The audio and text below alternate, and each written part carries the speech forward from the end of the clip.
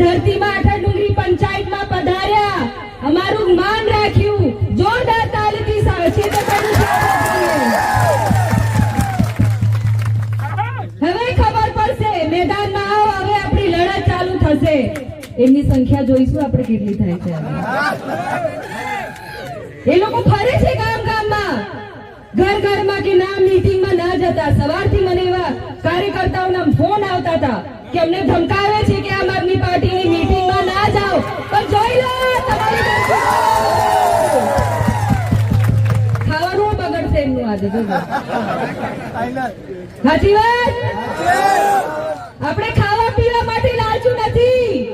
આપણે આદિવાસી સમાજના નેતા ચેતરભાઈને ટેકો આપવા આવ્યા છે અને આ અમારી તાકાત છે. જોઈ લો બધા.